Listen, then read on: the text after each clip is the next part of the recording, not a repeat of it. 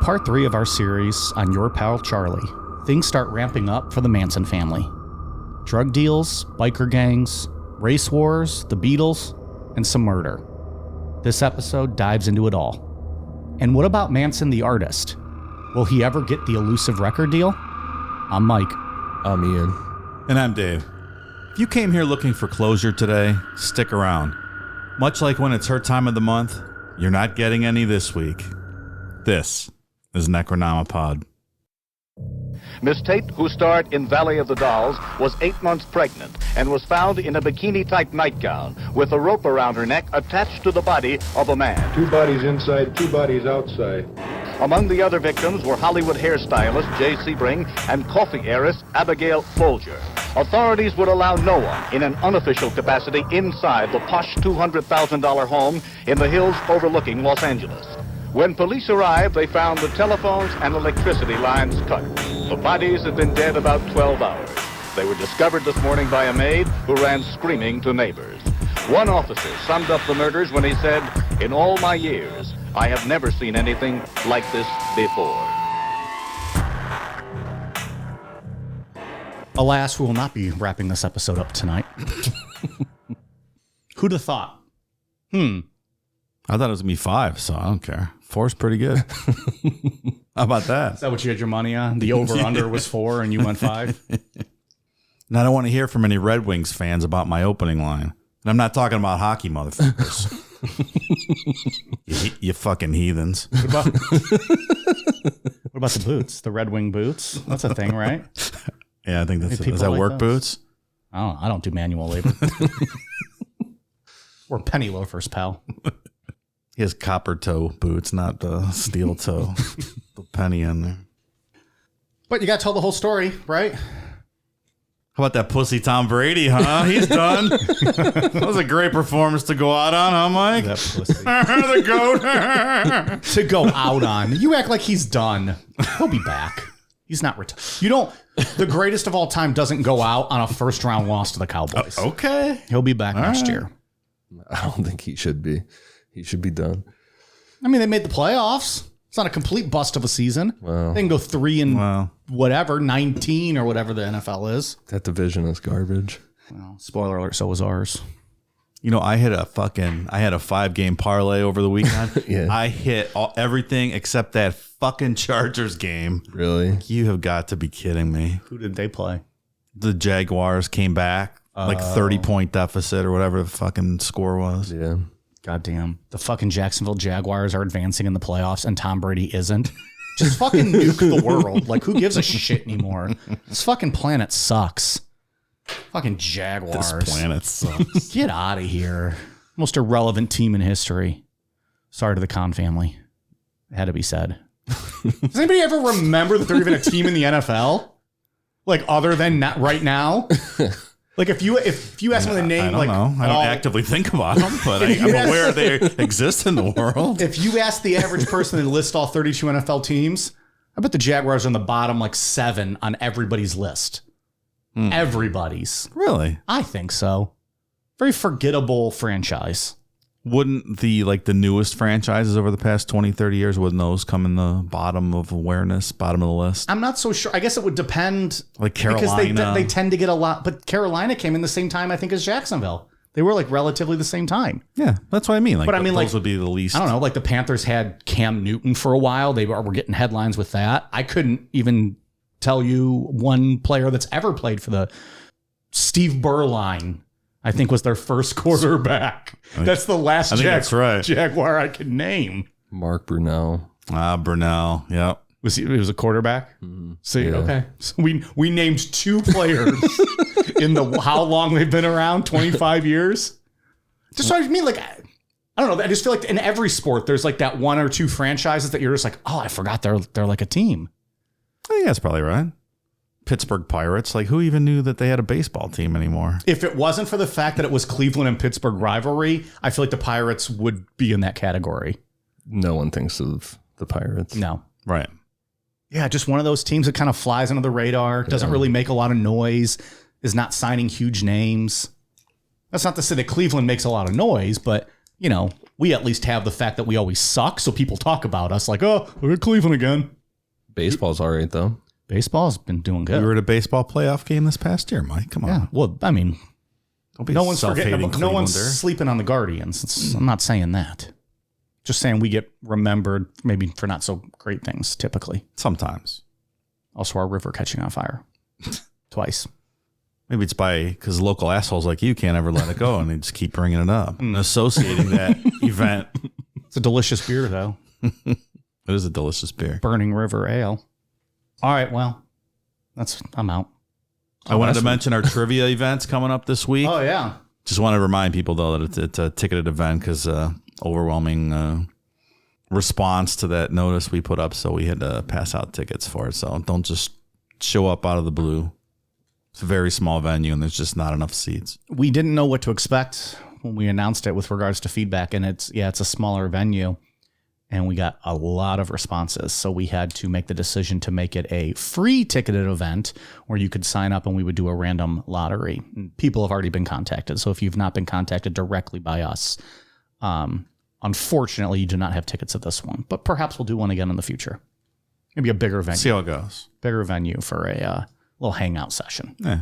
And no, it will not be recorded or anything like that. It's just not that kind of event. So. It's not like going to be a live show. No, it's not a show. I'm not even going to be on a microphone. Like, it's literally going to be like you and maybe Ian reading trivia questions, and I'm going around collecting answers. Yeah. But it's not going to be like bits and conversation and stuff like that. It's just a trivia night. Yeah. So I think some people thought maybe they were going to be missing out on something like that. You're not, promise. Now no one's going to show up like assholes. So where we left off on part 3, Charlie had made friends with some very powerful people in the music industry. He recorded with Dennis Wilson from the Beach Boys a handful of times, and then got the opportunity to record at Dennis's brother, Brian Wilson's house. And from we talked about last week, Charlie was not easy to work with, pulling out switchblades and shit. So, isn't that what you're supposed to do to your record producer when he's trying to record a hit album for you? Pull out a switchblade. Chance of a lifetime. Yeah. Brian Wilson's personal recording studio. I'm pretty confident that's how Prince got a record deal. Oh, is that right? He had to threaten people. And then we ended with the Beatles' White Album coming out. Dave, you brought up the question last week. How are they making money to support all of this shit? I did ask that question. Yeah. So, Ian's like, in short, they weren't. well, they were living real good when the party was going on at Dennis Wilson's house and he was paying everything. When that party ended and Charlie and his family moved to Spawn Ranch, they needed to figure out what to do for money and stuff. Charlie was banking on being signed to a record deal. However, until then, they were getting into darker drug dealings to make money. Specifically with a biker gang, the Straight Satans, which we'll get into that later. That was my nickname in college.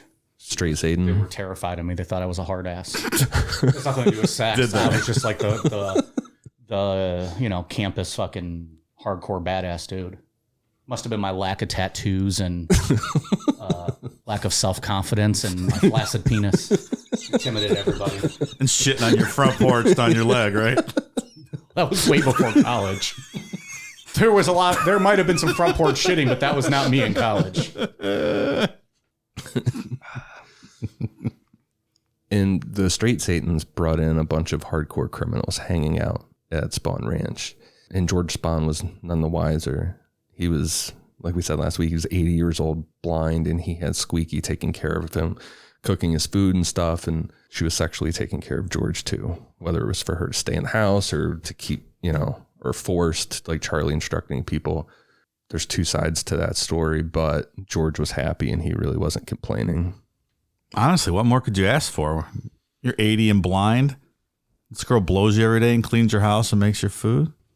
Maybe a little bit of that acid too, but he's got almost everything he needs, right? Sharing the acid with him.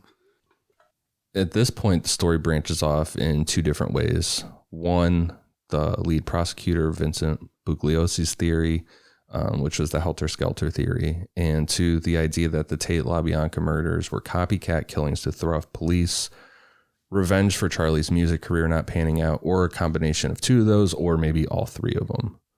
We're going to lay out the helter-skelter theory, which that shit really picks up on December 31st, 1968. We also need to note that this is relying pretty much solely on Manson family member Paul Watkins. Did he flip eventually? Yeah, he became one of the main witnesses. Okay. So he got Fucking immunity? rat. He's a rat. I'm not sure if he had immunity. Okay. Next week, we'll talk about Linda Kasabian. I think she's the only one that had full immunity. All right. Mafia Mike over there, he doesn't like rats. What do you do to rats, Mike? Doesn't matter, Dave. Okay. Doesn't matter. We take care of business. Got it. Oh! In this theory, Charlie had been predicting a race war between black people and white people for a long time before he started using the term helter-skelter. Helter-skelter was just used the first time on December 31st, 1968, according to Paul Watkins. Based on how Charlie talks in his book, I think this is real. I mean, he really did do this. He was paranoid about a race war. It's just, how much did he believe in it? You know? Or was it an excuse to get to the whatever he was trying to do? So how this goes, Charles Manson and his family would come out on top of this war, with Charlie's future album having subtle messages within the lyrics, like he supposedly heard in the White Album. This war would kick off when black men were no longer allowed to be around white women, specifically have sex with white women. This would cause an uptick in black men committing violent crimes against whites. White people would then start committing violent crimes in retaliation, to which the Black Panthers would pretty much wipe out all white people, whether they were racist or not. Charlie and his family would escape this war and wait it out in a secret city underneath Death Valley, which they would have to get through by a hole in the ground. The song Helter Skelter supposedly had coded lyrics that gave them directions out to this hole. You know what I picture that last season of Stranger Things when they're out at that place in the desert? It's just this little door in the middle of the desert that they walk into. That's kind of what it's described as. It's just like a little hole. That's what I picture. Yeah. So he really is not taking sides in this race. He's like the Switzerland of the race war. He's just going to sit it out and let everyone kill each other. Yeah. Interesting. Is this supposed to overtake the whole country or just California or just... This is the whole country. Whole country. Yeah. And he thinks there's enough Black Panthers in the country to wipe out all white people? Well, it wouldn't just be black. Like the Black Panthers would be leading it, but it would be all black people versus all white people. All white people. Yeah. All right. When this war was over, Charlie and his family would come out of the hole in the desert as the only surviving white people in the country, and black people would be happy to see them. Yeah, I bet. According to this this is so stupid, this next part. According to this theory, Charlie said that black people had never ran a government or anything like that, so they would be happy to see some white people again, like, hey, help us out with this. To think that if people saw Charles Manson and his family are like, thank God, I want you to run my country now. Save us, please. We made a grave mistake. I bet these numbnuts know how to write a constitution. Mm-hmm. Just picture these disgusting hippies walking out of a hole in the ground and everyone's like, yay, white people, we're saved. So dumb. According to Paul Watkins, they had began preparing for Helter Skelter in the months before the Tate LaBianca murders. They worked on songs for the album, which they, thought would set off the war, and they built dune buggies for their escape from Spawn Ranch to Death Valley when the war started. A lot of dune buggies being built. Yeah. Like scrap part dune buggies? Yeah, like stealing cars for, to like outfit them into dune buggies and stuff. Nice. They were going to take these all the way to Death Valley? Yeah. It's not that close. Well, they not in a dune buggy anyway. That's where you draw the line on this plan, Dave? That's where this plan has gone too far?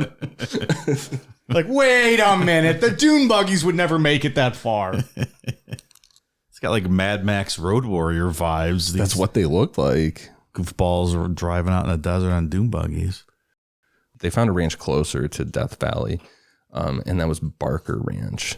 Owned by legendary game show host Bob. Is that right? In my version, it is.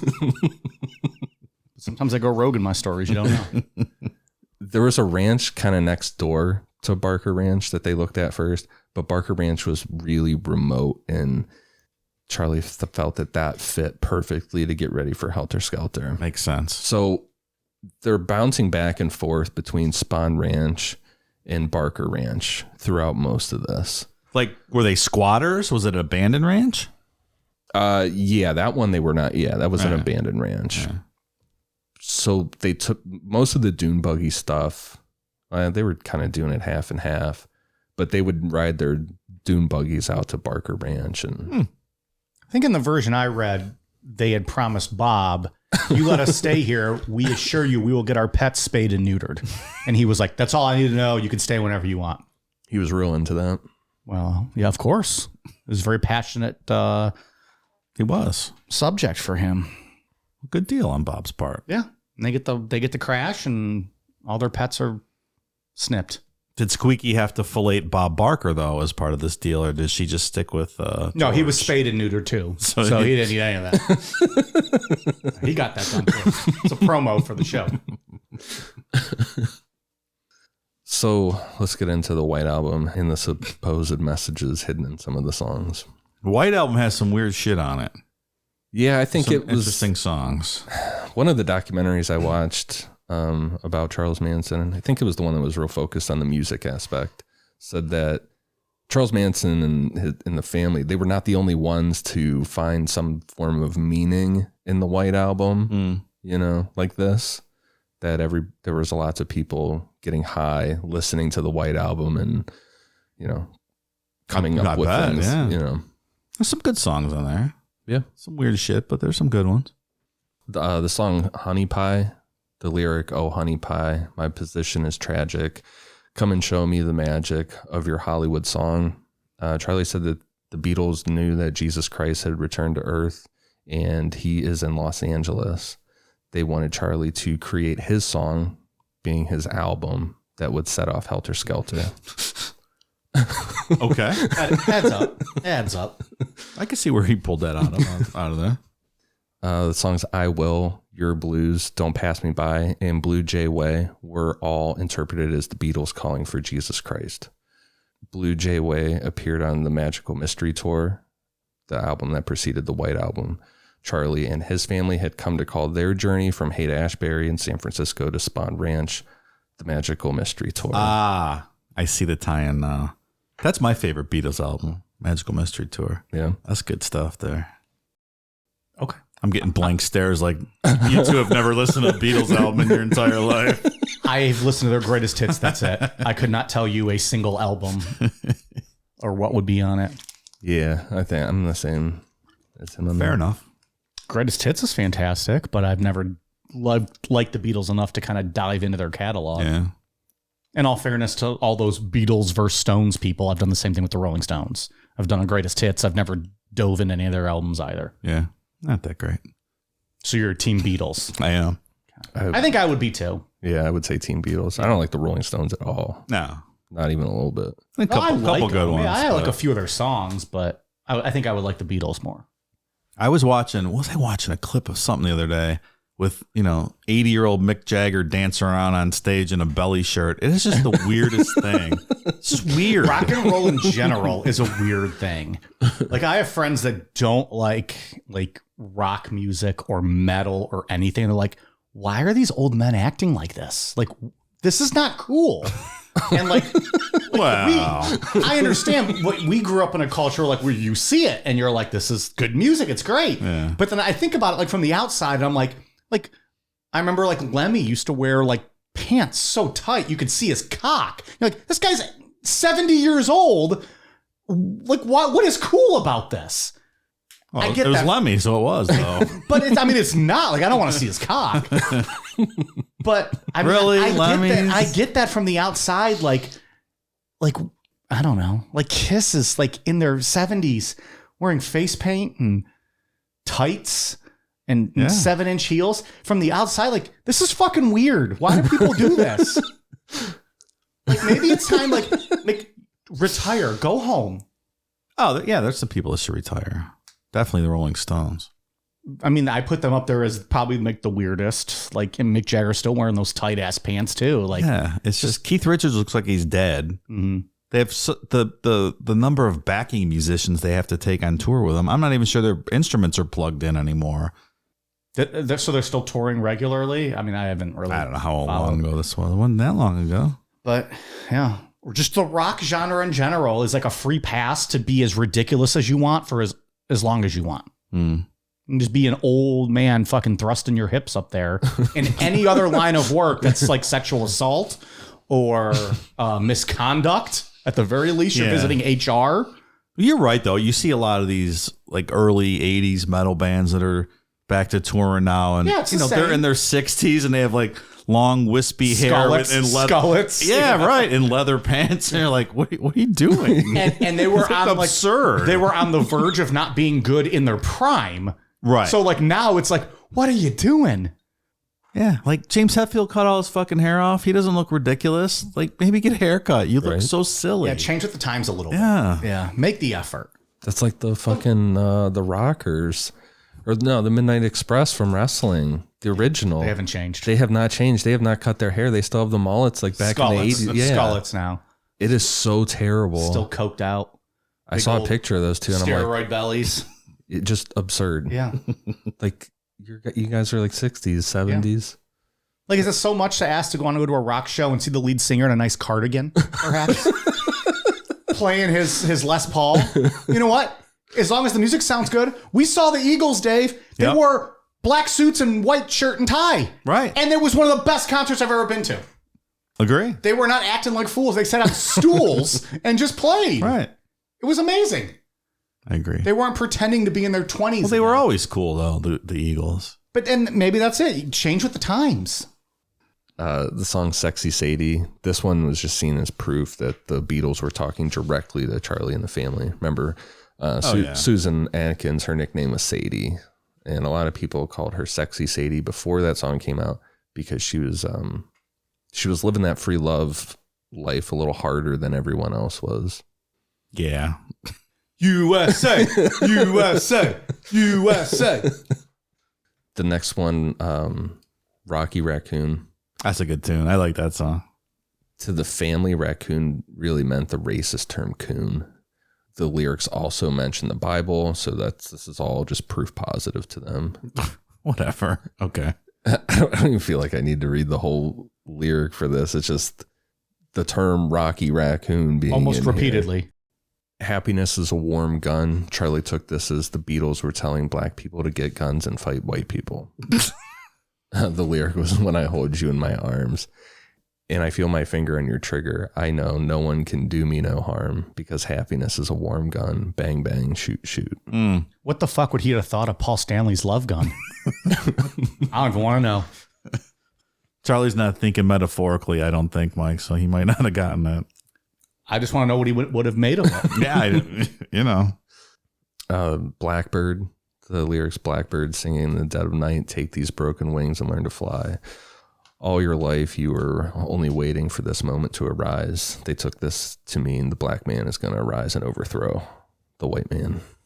Helter Skelter, look out, Helter Skelter, she's coming down fast. Charlie, so that turned into the saying, Helter Skelter, the race war's coming. Yeah.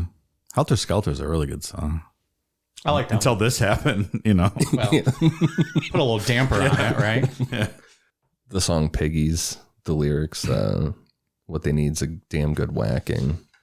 That just meant, that black people are going to, come down on the establishment, the man. And Revolution number 9, according to Paul Watkins, this song from the White Album is the one that Charlie talked about the most. Charlie himself said that this song turned him on to the Book of Revelations, which Charlie said, quote, predicts the overthrow of the establishment. The pit will be opened, and that's when it will all come down. A third of mankind will die. That song's like a literal acid trip. It is wild. Is it? I mean, based on the noises and sounds in it, I almost, when I was reading the notes, I forgot, I don't know, I got distracted. I went to the next paragraph or something, but I was going to stop and listen to the song, and then I didn't. But it sounded like it was going to be wild. It's like John Lennon doing like weird Yoko Ono shit. Mm-hmm. Like Is John Lennon the worst part of the Beatles? I can't stand him. I love John Lennon. I think I like one of his solo songs. And then I feel like every Beatles song I like, it's McCartney. It's not Lennon. I would have to go back and look, but I don't know. I don't think I'm a John Lennon fan. He sings most of my favorites, I think. Was that Yoko? Yeah. Fucking ridiculous. She's the absolute worst. That guy, if he wouldn't have got hooked up with that knucklehead, I don't know. We'd be going to a Beatles reunion tour this week. You might be. She is wild. There's that clip of John doing a duet with Chuck Berry. They're singing and then Yoko starts doing that nonsense and Chuck Berry's eyes wide. Like, what the fuck?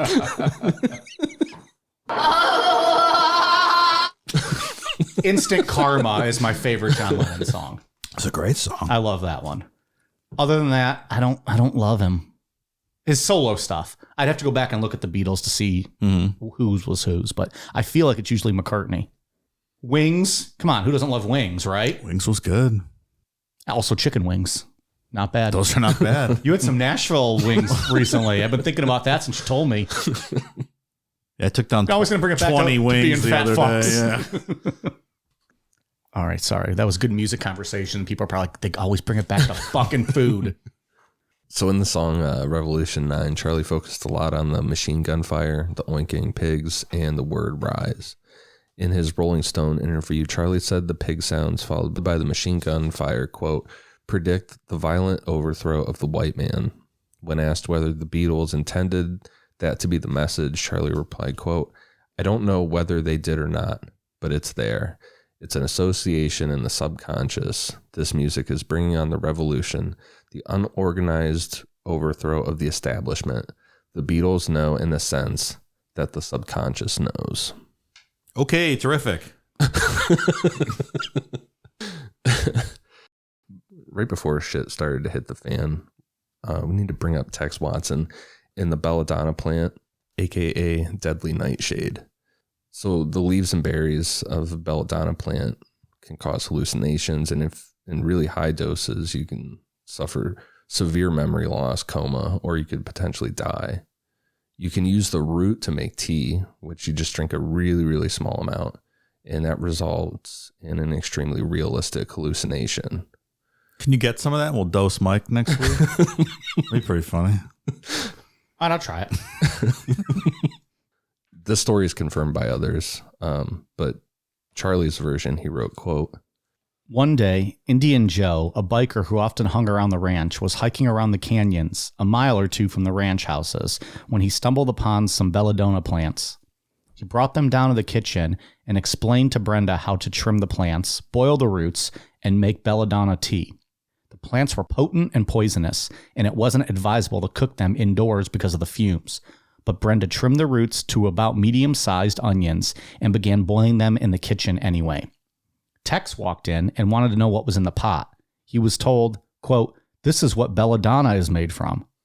With that, he picked up a large root and started scarfing it like he was eating an apple. Before the full effect hit him, Tex caught a ride into town. That guy goes fucking hard. That is a motherfucker right there. Further in that page of the book, Charlie talks about Brenda, like because she's boiling this in a closed area where you're not supposed to, she just stumbled outside and fell on the porch and was just like laying there passed out. Fucking Brenda. These people. It's all like their brains have already been fried from years of acid and whatever else they're up to. Huh. Within a year and a half, though. Yeah. They're just partying nonstop. If only fucking Ronald Reagan was around to tell them they shouldn't be doing this. Oh. Maybe they Just wouldn't have say done no? drugs. Nancy with her just say no. If only there was a war on drugs back then, we could have fixed them. I mean, it's worked out so well. Lives wouldn't have been Sense. lost to all of this when they do a murder. So Tex hopped on a motorcycle, drove into LA, crashed into a car, and then got inside that car and went to sleep. He was arrested, and 3 days later, he was back on Spahn Ranch. But everyone said that Tex was never the same after this. Like, eating all that belladonna root permanently fucked up his brain. You don't say. And he never stopped using LSD. You know, throughout this too. So Also, hallucinogens on hallucinogens. we shouldn't skip over the fact he fucking wrecked a motorcycle into a car. Perhaps some CTE going on. Possibly. I think that's the least of his worries at this point. I'm not sure. But you never know. I'm not sure. Okay. Maybe the drugs helped balance him out. We don't have another fucking Chris Benoit situation going on here. Well, So you're saying if you get CTE, you should even yourself out with some nightshade. Look, I'm no doctor. I'm not saying any of that. Just saying there was probably a lot going on in the situation. He had done a lot of drugs. A ton. But then they said when he came back from this, he was different. Was it the belladonna? Was it the belladonna mixed with a massive head injury? Just asking the important questions that nobody cares to know. We'll probably never know, Mike. It's going to remain a I mystery. think it's safe to say nobody will ever follow up on that question. It's probably all of the above. Oh, I'm sure it is. Yeah. Why don't you write to him in prison and ask him? Do you think he knows how to write? He found Jesus in prison. Of course he knows how to write. Oh, spoiler alert. Goddamn. I also didn't know he went to prison. Jeez. Okay, well, we know how this ends. Why even finish the story? In March 1969, Charlie was expecting that music producer Terry Melcher would be coming out to Spawn Ranch and they would finalize a record contract. But Terry Melcher never showed up. You think he's just sitting there tapping his watch every day? I know he's coming today. Where's that motherfucker at? Terry Melcher had been out there before and watched them play some songs. In Charlie's mind, it was proof positive. Mm-hmm. Something was planted in his head that he was expecting Melcher to come back. Yeah. Or he made himself believe. He made himself believe, I think, that Melcher was coming back. Melcher, when he left the last time, so like, yeah, sounds real good, Charlie. Yeah, maybe in a week or two, we'll touch touch. base. Yeah, like just one of those I want to get the fuck out of here type things. That's exactly what it sounded like. Yeah. I think I said that to you guys every time we're done recording. Yeah, see you guys in a week or two. Let me know. Those outlines show up every fucking few days. So when Melcher never showed up, Charlie is fucking furious. And it's the first time that he's looked like a failure in front of his followers, all these people. People are kind of questioning, like, the shine's rubbing off a bit with the music thing. They're probably starving. He told them he's getting his deal. They're going to have lots of money. And at the same time, he wasn't very happy about the Beach Boys stuff. Last week, we played that song, Cease to Exist. Which he had, I thought, good vocals on. Mm-hmm. He had a good voice. I like it better than the Beach Boys version. Yeah. So that was sold to the Beach Boys. Charlie accepted cash and a motorcycle as payment. However, the Beach Boys changed the title, a bunch of the lyrics, and didn't credit Charlie anywhere on the album art. Charlie felt that he was owed more money, and he was ramping up the idea that they needed dune buggies and shit to get out to the desert. So he really needed that money. But so he accepted cash and a motorcycle as payment and then assumed he was owed more money? That's or what because the album became a hit? Like, why does he think he's owed more money, especially if they changed fucking 90% of the song? They say that, he signed a thing. They agreed on this. Charlie's version is, no, that wasn't the full deal. I was supposed to be given more money. Is this, in fact, the same motorcycle that Tex wrecked, causing him to have massive CTE? I don't know.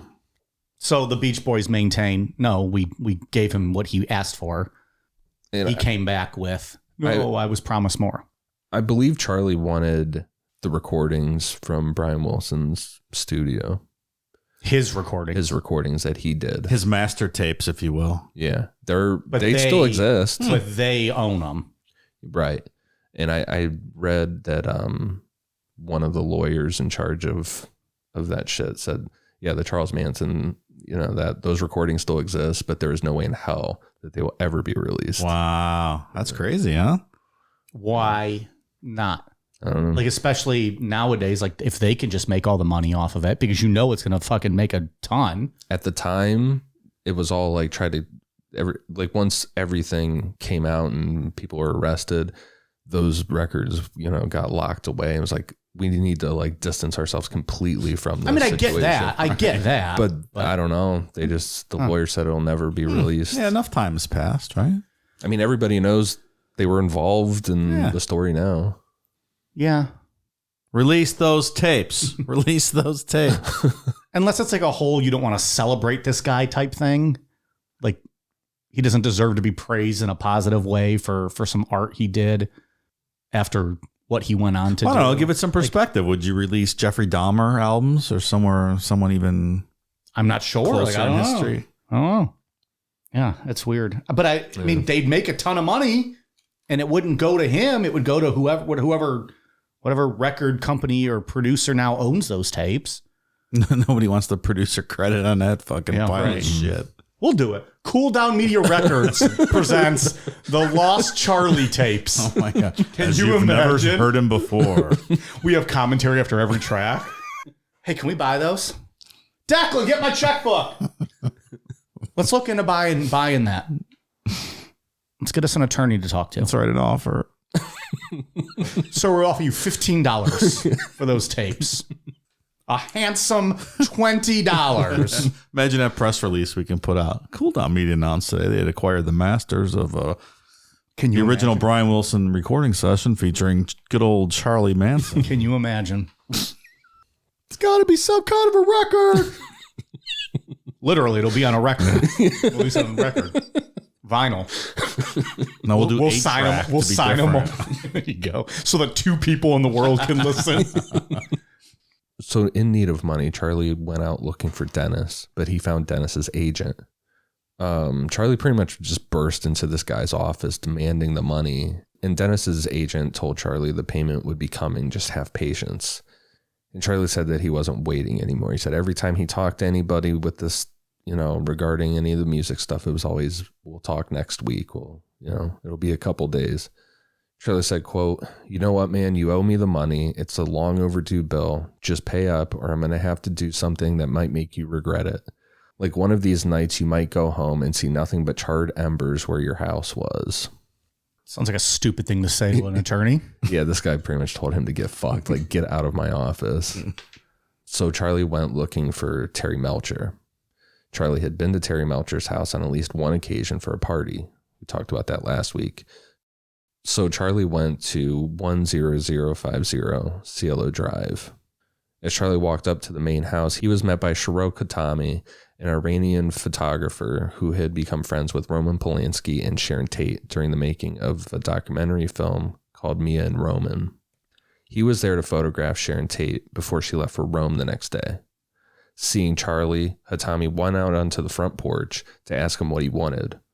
Charlie said that he was looking for Terry Melcher, and Hatami told him, "I don't know who that is. This is the Polanski residence." He told Charlie to try the back alley, which meant the path to the guest house behind the main house. Sharon Tate walked up behind Hatami in the house's front door and asked him who was there. He said that a man was looking for Terry Melcher, and he and Sharon Tate stood there and watched while Charlie went to the guest house and walked back to the front a minute or two later and left. That evening, Charlie went back to the house and again went to the guest house. He walked into the enclosed porch and talked to Rudy Altobelli. Remember from last week, he was the owner of the house. He was in the entertainment business, music and movies and stuff. He had just come out of the shower. Charlie asked for Terry Melcher, and Altobelli told Charlie through the screen door that Terry Melcher had moved to Malibu, and he said he did not know his new address. Altobelli told Charlie he was leaving the country the next day, and Charlie said he'd like to talk to him about Terry Melcher when he got back. Altobelli said, "We're not going to be able to do that. I'm going to be gone for more than a year." But he asked Charlie to not bother the tenants in the main house anymore. Altobelli and Sharon Tate flew together to Rome the next day, and Sharon Tate asked him whether, quote, that creepy-looking guy had gone to see him at the guest house the day before. It's amazing, these small steps that, lead to this end result. No Terry Melcher, no Sharon Tate murder. And he moved out. This was, he was just renting that house. Yeah. On July 1st, 1969, Tex Watson came up with a plan to buy a huge amount of weed. with his on-again, off-again girlfriend named Luella. He was just trying to like kill the grass and wanted to throw a bunch of weeds down. Yep. That's an odd thing to do. But I guess when you're doing LSD and acid and have CTE, Confused. Root. you know what he was doing. Then they would turn around and sell that weed to make money for the Manson family. The deal was for 55 pounds of weed for $2,500, which Tex would allow Luella to keep 6 pounds for herself if she could come up with the cash to make the initial purchase and help him sell off the rest. So you could buy $45 pounds of weed in the late 60s? I don't know. What's $2,500 in today's money? Yeah, I don't know. Come on, Rain Man. You usually know this shit. Dave's our numbers guy. Usually has us all figured out. I usually look it up beforehand, but I didn't. Well, this I didn't included think to do this one. 21 grand. So 21 grand for 55 pounds of weed. Yeah. So was it about 9 times? 8 times? Still, that's still $350 pounds. Like, that's pretty cheap, isn't it? I don't know. I don't know. I'm straight edge. I don't know. Okay. I mean, this plan doesn't even sound great right off the bat. No, it doesn't. You know what I mean? Like, I guarantee Tex did not think this out more than 20 to 30 minutes, probably. The photos you showed us before we started of Tex. They're you when we're on page 6 of an outline and Dave starts doing a voice. Like, just laughing it up, having the time of your life, not realizing what state you're in. I mean, like, literally, like, geographically, like, you don't know what state you're in is what I would be willing to bet sometimes. Am I back in Texas?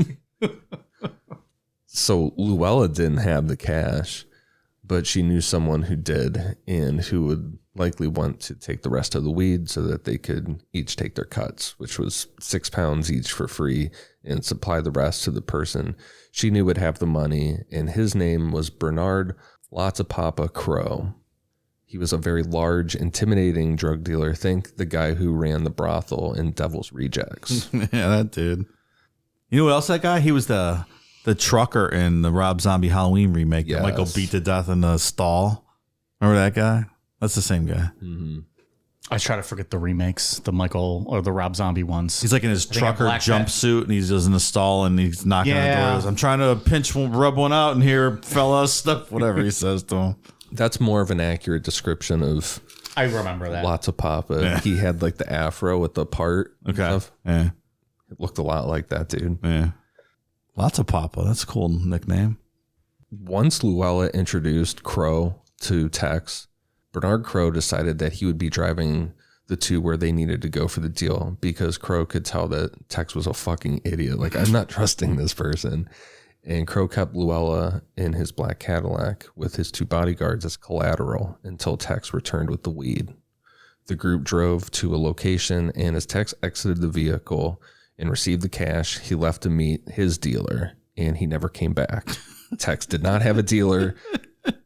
Tex didn't give a fuck about Luella. He already knew what he was going to do here and just ripped them off. So there wasn't even a deal to begin with. He was just taking the money and running. Yeah. Smart. Because Lotzapapa sounds like a guy who'll just be like, oh, okay, easy come, easy go.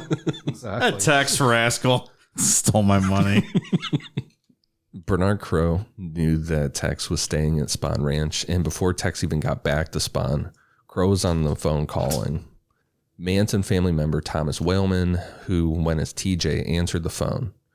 Remember, Tex's real name is Charles, and Crow didn't know him by Tex. He knew him as Charles, so he immediately was like, when TJ answered the phone, Lotzapapa was like, motherfucker, put Charles on the phone right now. Mm-hmm. And so TJ's like, okay, I don't know anyone other than Charles Manson. Yeah.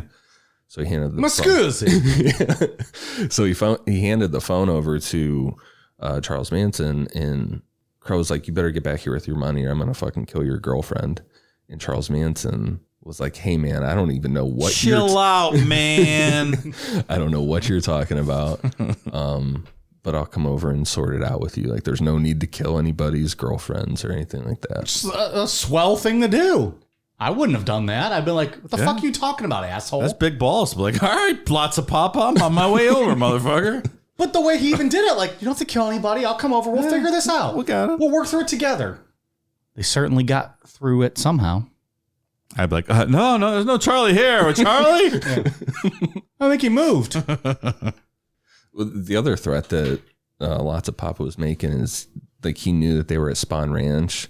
So he was also threatening that he was going to just come there with his people and just kill everybody. He was like, I'll just kill everybody there if you don't give me my fucking money. So Charlie was kind of forced to go sort this out. That makes sense. Yeah, he didn't really have an option. So he's not so swell after all. I'm starting to think Charlie's not a nice guy. With aspirations of being a music star. Sounds like a piece of shit. Kind of. We'll see. He's got some dopes around him. Tex is the impetus for a lot of all this nonsense. He's such a dope. I'll give my final thoughts at the end. We'll see. Okay, We'll see how the story changes me. Well, we'll see in 4 weeks. I'll give Ian, 4 more weeks when we get to the end of this thing. In March, I'll give you my final answer.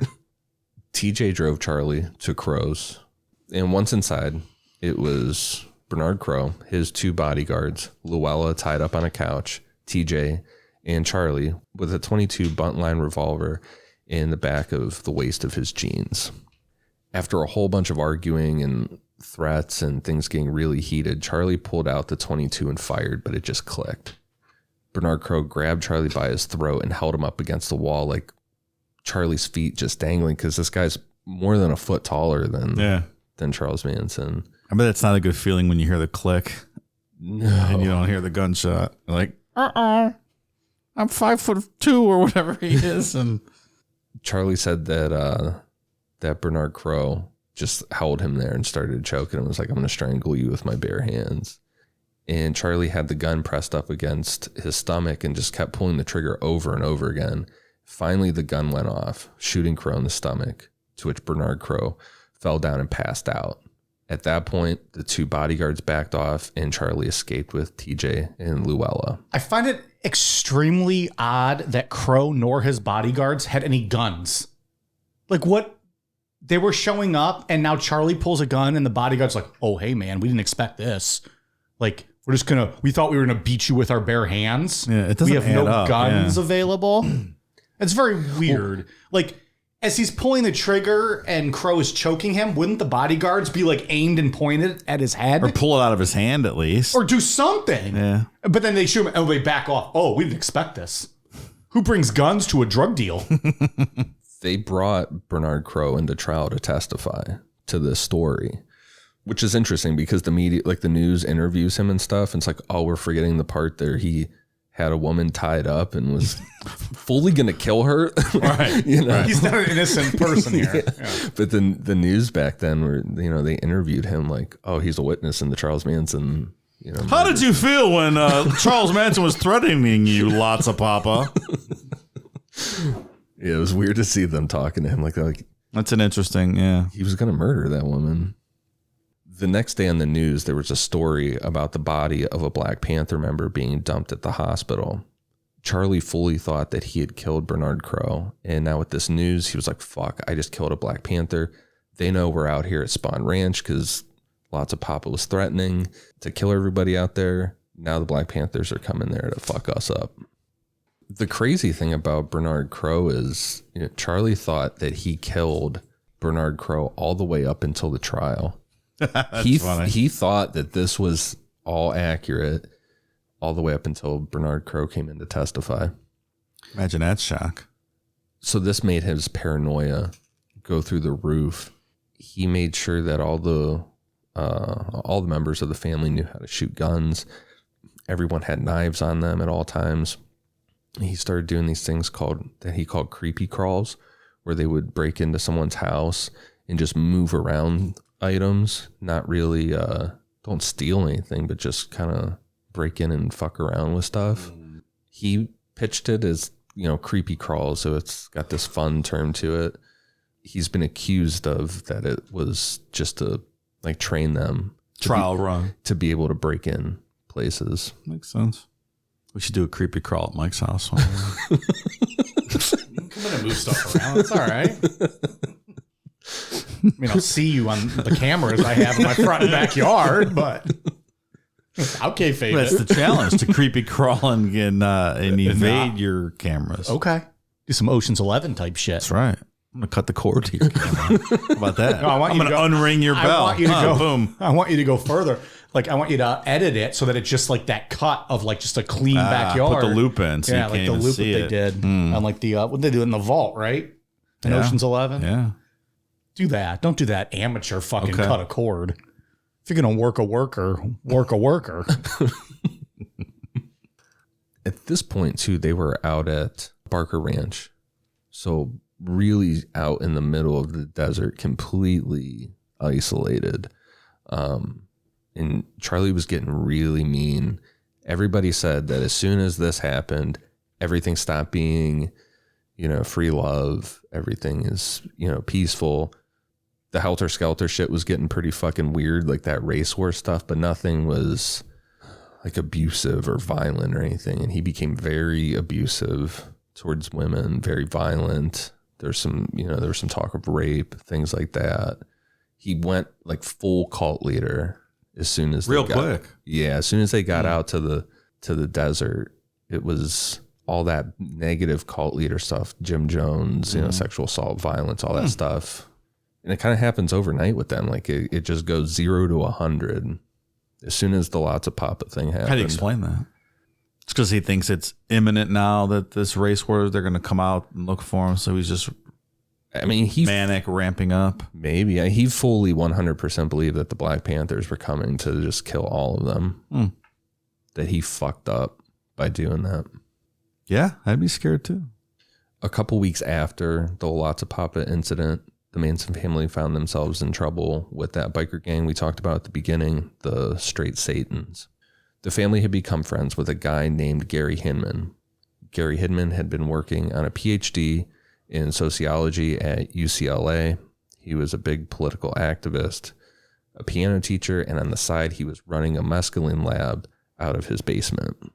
The next part of this it's muddy like most of this story, but Gary Hinman was really a mescaline dealer. It's just debated on why exactly the family killed him. Gary sold some mescaline to Charlie. Then Charlie sold it to the Straight Satans. Not too long after, guys from the Straight Satans came back to the ranch saying that their customers got sick. Like, this is a bad batch of mescaline. We want our money back. Charlie said, sure, give me it back.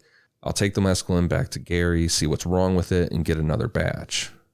Straight Satan says, well, we can't do that. We threw all of it away. To which Charlie was like, that's not how drug deals work. Like, you could have just fucking sold that to people. You're not getting your money back. Threw it away. After the Straight Satans left, Charlie sent Mary, Sadie, and family member Bobby Bousselet to talk to Gary about that batch of mescaline. The other version of why they went to Gary's, according to Sadie, Charlie thought that Gary Hinman was rich, so he sent them over to convince Gary to join the family and give them all his money that Charlie, for some reason, thought Gary had inherited. Regardless of why they were there, on July 25th, Mary, Sadie, and Bobby went to Gary's, and the three of them held Gary hostage for 2 days while he denied having any money. Over the course of those 2 days, Charlie came over to the house to try and get Gary to give over the money.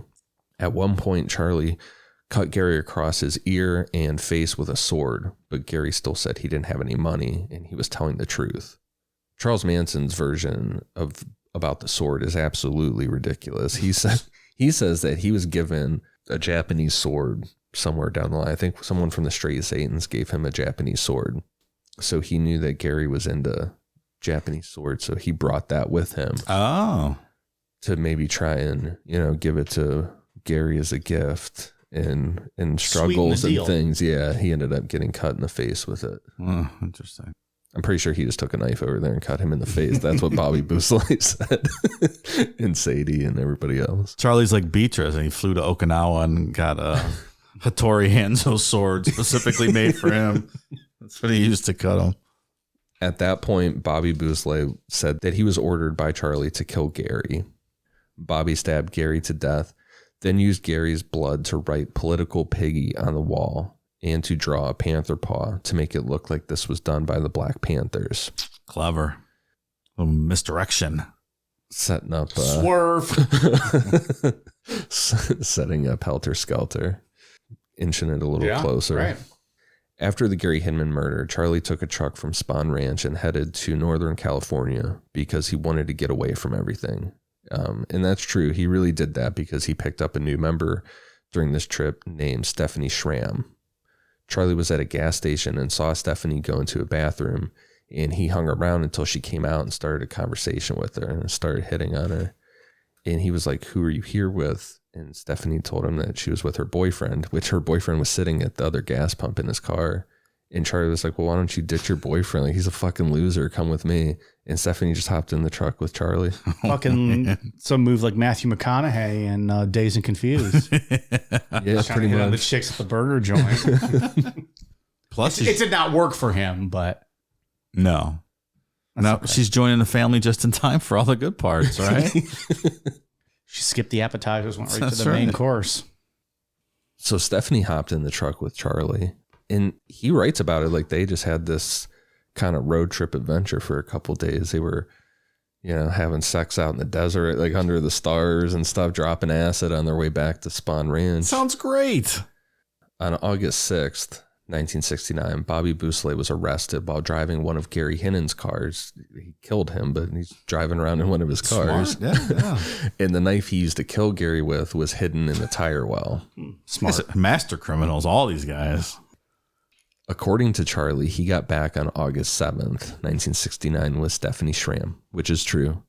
But in Charlie's version, his core group of followers, so Sadie, Big Patty, hit him with the news right off the bat that Bobby had been arrested. Right after he got out of the car, I picture him like Kramer, like, whoa! However, they said that they had a plan. The family could commit more murders that looked like Gary's murder to make the police think that the killer is still out there. Like they got the wrong guy and they would just let Bobby go. The murders would be committed in a wealthy white neighborhood, so it'd kind of be a twofer. Bobby would get out and Helter Skelter would start. They'd keep inching that closer. At that point, Charlie found Tex and he said, "I killed lots of Papa because of the shit that you got me in. You owe me one. Go with the girls, help them commit these murders." And then Charlie told them to do whatever Tex said to do. He said that when he found Tex to tell him this, Tex was just sitting there drumming on his knees. No music. Tex was just sitting there out. Derp, derp, derp, derp, derp. He was just sitting out in the silence outside, just drumming away. He's living his best life. Whatever music was going on in Tex's head. Probably Kokomo. The prosecution and other family members say that when Charlie was hit with the news of Bobby being arrested, he was like, "Fuck this. We need to kick off Helter Skelter now," and ordered them to go to 10050 Cielo Drive. Charlie told them to take 2 changes of clothes, kill everybody in the house, and make it as gruesome as possible, and, quote, leave a sign, something witchy. So he wasn't necessarily thinking Melcher would be there. It's just a house he knew the address, right? In a wealthy white neighborhood. And it's probably the first thing that popped in his head. Yeah. There was no thought going into it. Yeah, I think that's probably accurate. Mm-hmm. He says that he didn't tell them to take the clothes and what exactly to do. He said, like, you go help them with their plan, Tex. They listen to you. I don't want to know anything else. Don't tell me a thing about this. I don't want any involvement with it. This is he always says everything's a trip. So he'd be like, this is your trip. This isn't what I'm doing. Like setting up plausible deniability for the future. Yeah. But but in his book, he does admit to saying, leave something witchy. He's like, yeah, I said leave something witchy behind. I meant incense, man. On the night of August 8th, 1969, Sharon Tate, who was 8.5 months pregnant, was entertaining some friends while her husband, Roman Polanski, was in Europe working on a movie. Her friend and former romantic partner, Jay Sebring was like one of the most popular hairstylists in LA at the time. Roman Polanski's friend, Wojciech Frykowski, and his girlfriend, Abigail Folger, heirs to the Folger coffee fortune. Just after midnight on August 9th, 1969, Tex, Sadie, Patty, and new member who had only been there a month, Linda Kasabian, arrived at 10050 Cielo Drive. Together, they climbed a telephone pole that was in the front entrance of the house and cut the phone line. Then they backed their car toward the bottom of a hill that led to the house and walked back up. They thought that the gate could have an alarm, so they climbed over an area full of bushes that still led down into the property. Like it was a sloped kind of wooded area. Mm-hmm. That I guess you wouldn't think that somebody would climb through there, but you could find good aerial shots of the whole property to see what you're talking about. Yeah. All of a sudden, they saw headlights coming toward them from within the property, and Tex told the girls to hide in the bushes. Tex stepped out of the bushes and stepped in front of the car. Inside was 18-year-old Stephen Parent. Stephen was visiting his friend, William Garrettson, who was the caretaker of the property. Tex pointed a .22 at Stephen, the same one used to shoot lots of Papa, and Stephen started begging Tex to not shoot him. Tex instead attacked Stephen with a knife, leaving brutal defensive wounds on the palm of Stephen's hand, like cut his hand in half. As they fought for a brief moment in the front of Stephen's car, Tex shot him 4 times in the chest and abdomen, killing Stephen in the front seat. Tex then ordered the girls to help push Stephen's car with his body inside farther up the driveway out of sight. Boy, talk about wrong place, wrong time, man. Just right out of high school kid just trying to hang out with his friend. Ugh. Didn't even, no relation to Sharon Tate or Roman Polanski at all. If he had been 10 minutes earlier, 10 minutes later. So no one heard the gunshots inside or anything? Not inside. I mean, I don't know about inside because no one's alive. No one survived the tele. Yeah. It's a good point. Yeah. There's people in the surrounding area that heard gunshots. All right. Which some people called him in, some didn't. They thought, whatever, and went back to sleep. After that, Tex cut the screen of a window and told Linda Kasabian to keep watch down by the gate. So she walked over to Stephen Parent's car and waited. Tex removed the screen, entered through the window, and let Sadie and Patty in through the front door. He whispered to Sadie, which woke up Wojciech Frykowski, who was sleeping on the living room couch. Tex kicked him in the head, and when Frykowski asked him who he was, "What are you doing here?" Tex replied, quote, "I'm the devil, and I'm here to do the devil's business."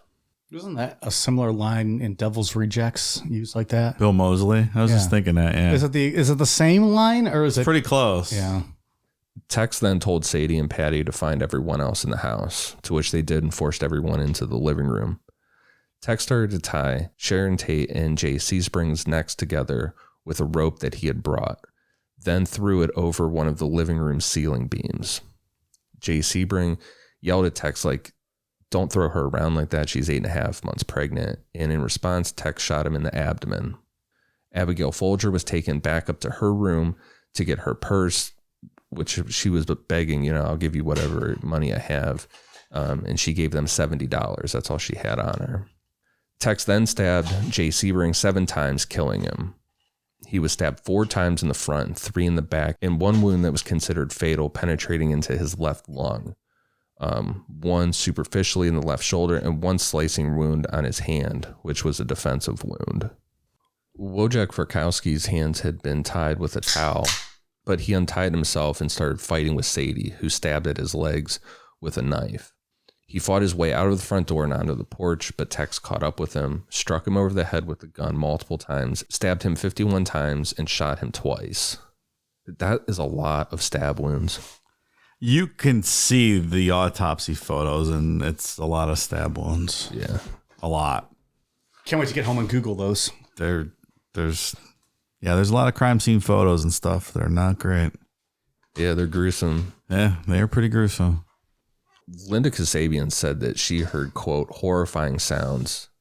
So she started to walk up toward the house from where she was hiding by Stephen Parent's car. Linda said that she lied and told Sadie that she heard someone coming. And Linda said that she lied because she wanted the murders to stop. A little late, Toots, huh? Should have thought of that a while back. Yeah.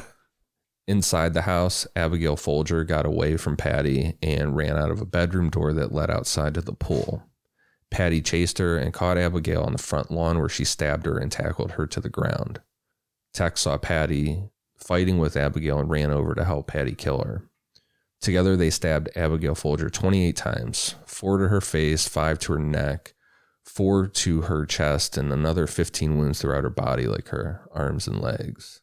And 90% of these were like stab in, not slashing. These are like stabs, so like in your face, stabbed. Deep. Yeah. Back inside the house for a final time, Sharon Tate begged to be allowed to live long enough to give birth and offered herself as a hostage. Like, take me, do whatever you want. Just let me live long enough to give birth, and then you can kill me or do whatever. But both Sadie and Tex stabbed Sharon Tate 16 times, killing her. At the beginning of these murders, Charlie told them to leave something witchy behind. So Sadie wrote pig on the front door and Sharon Tate's blood as they left. And that's where we'll pick back up on part 4. Part 4, we'll get into the LaBianca murders, how they got caught, the trials, and then all that MK Ultra stuff. And then in part 5, we'll get into... Where are they now? Yeah. And in part 6, where are they now revisited? We'll go through each individual parole hearing that's occurred since Sadie. Is it Sadie that holds the record? Like the longest incarcerated female in California. Yeah, and I think she also has... It's either her... Motherfucker! You named your phone Sadie? That was weird. Siri responded to that. I think it's either her or Patty have the most parole hearings in California history. Mm-hmm. Just keep getting to know for females. Yeah, females. Mm-hmm. Hope you had fun. Sirhan had to be getting up there at some point. The record. Yeah, not a female though. It's weird how the story turned so fast. Yeah, they were goofballs and whatnot, but not really causing too much harm. And then a bunch of dumb hippies doing too many drugs, getting into some tomfoolery. Yeah. And then like the end of like the last page and a half of this was like, oh, by the way, shit's about to get real. Yeah, as soon as the Lots of Papa thing happened.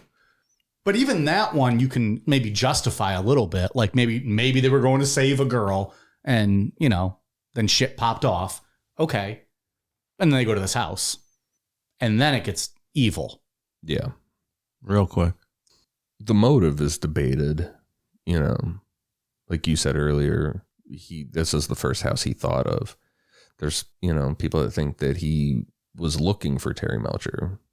I don't know why he would be, right? Sent them there. Well, because he burned them on the... No, but I mean, he's been told numerous times unless he doesn't live there anymore. You don't think maybe he didn't believe him? Maybe. He's like, I know that fucking guy's still there. Right. Go to that house. Yeah, I guess that makes sense too. Yeah, we'll get into that next week. But there's a bunch of different, I guess, things you'll probably never know about this case. Yeah. With the motive and stuff. Well, it's all from that one eyewitness account, right? Pretty much, Most of this that we just talked about. Yeah, Sadie said a bunch of stuff to a grand jury, then like kind of recanted all that and went off the rails with the trial. And then she wrote a book later in life and kind of admitted to more. But you think with all the acid that they were doing and how long it's been, recollections are not great. Right. How much of their remembrance is just based on what they read and what they hear about and what other people say. Tex wrote a book as well. I didn't read it, but I want to read that one. I can't imagine he remembers anything very well. Can you imagine if it was just like an autobiography, but nothing about the Manson family? Like he just wrote this book about like living in bliss and like happiness, good times. He has no idea why he's in prison. Yeah. He's like, oh, I'm here. I think I sold some drugs to some wrong people and life is good. Did you guys listen to that White album? It's fantastic. So we just took a little hiatus to watch the premiere of this Dana White slap fight show on TBS. Yeah, there's no way to kayfabe it. I don't remember what we stopped talking about. You finished the outline. Well, yeah, I know. I just thought we were talking about some stuff. I don't know. I don't remember because I feel like I've got CTE after watching this shit. Brutal. This is the most ridiculous thing I've ever seen. Like, at least wrestling is entertainment. There's some characters, man. These are people knocking the fuck out of each other. That's wild. And, like, they don't explain what the rules are. I don't know what the rules are. This country's not dumb enough. We need some more, CTE head injuries walking around. This is legitimately one of the times, like, watching this, I'm like, I kind of feel bad I'm American right now. Like we have this hot dog eating contest and fucking pizza eating contests and pierogi eating contests and whatever the fuck else you want to do. Okay, we're gluttonous. I get it.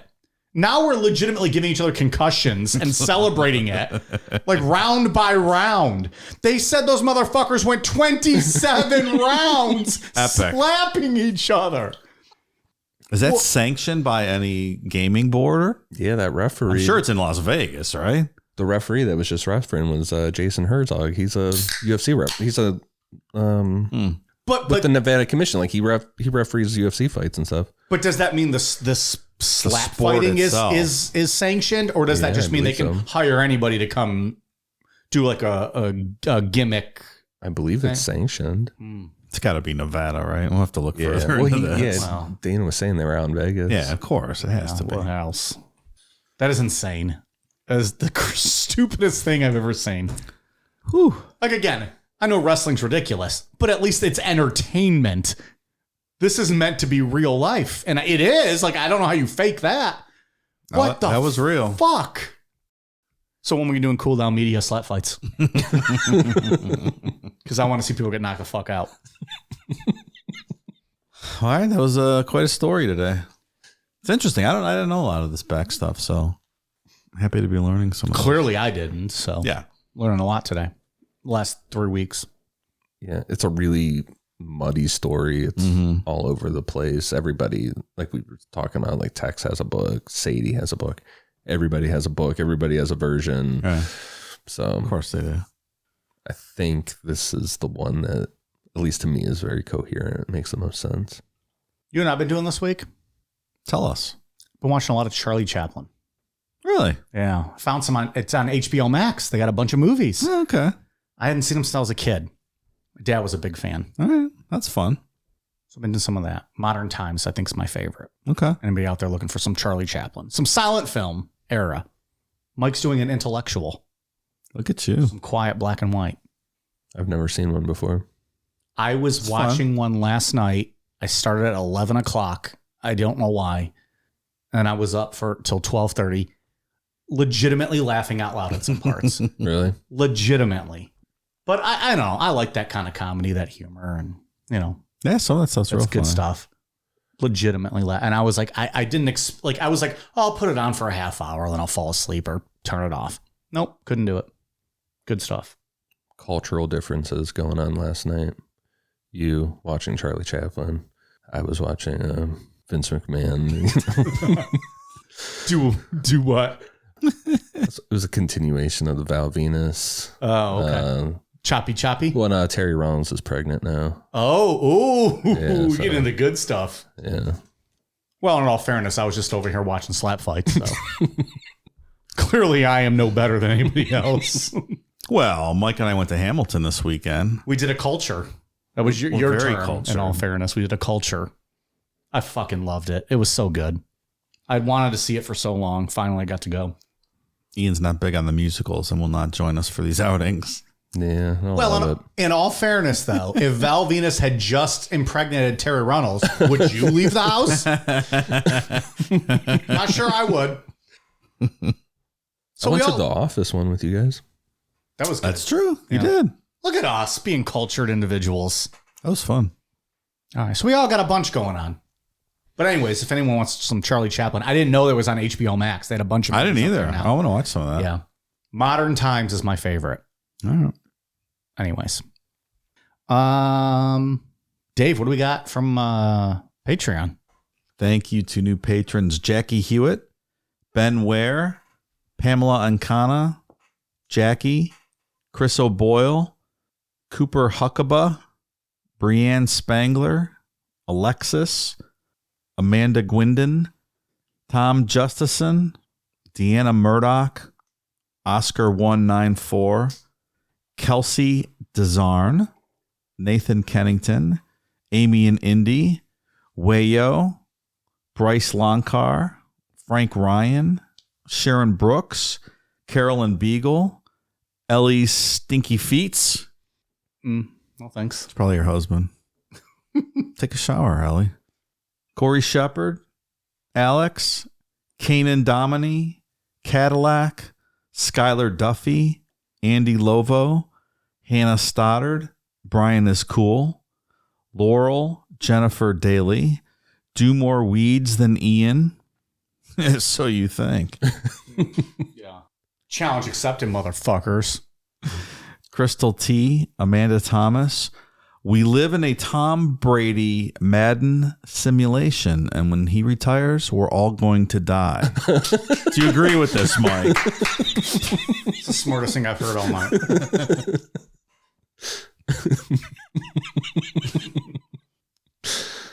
Jules, Laura Adamovich, Ariana Ray, Destiny, Queen Dirtbag, Safa A, Frederick Verbelin, Bree Allen, and Jennifer Prusky. Thank you so much to these new patrons. Ian, what do you got? For iTunes, I have one for your spouse is at Mike's house. It's pretty good. Heidi Tada, Chandler Brink, Hippie Hemming Wizard, Nessa Marie 311, Rachel Murphy, and Necronama Mama. Thank you guys for the awesome reviews. We got across the border, Dave. And the international reviews, Mike. Wen Skewissy from Australia and Jimbo123456 GCCDTV, also from Australia. That's a mouthful. Thank you for those kind international reviews. You're showing me up on those What do you those mean? reviews. Every time someone does that, I'm like, oh, they just look like they hit their keyboard. I don't need all that. So kayfabe name, thank you. GT not gonna work here anymore. Not gonna get a shout out from us. What do you got? I got a couple of military shout outs. Liam St. John, active duty Marine, and Michael Brown, Army veteran. He also sent us some stuff, so we should look at a military base. Conspiracies might make a good show. So what? The fucking Kinda fun. Fed shut us down and censor us and have us assassinated? I don't think so, Michael Brown. Oh, that'd be cool. I'd look into that. Yeah, that could be interesting. A lot of interesting things going on, apparently. So thank you for your service. Appreciate it, guys. Yeah, thank you. Good stuff. All right, we got anything else to talk about tonight? I think we're good. I think we're going to watch some of the slap fighting a little more. Yeah, I don't know how long this is on for, but my God, they're fucking hitting the shit out of each other. 1, 2, 3. Oh, he fucking knocked him out. He's out cold. He's out. Oh my! He's out cold.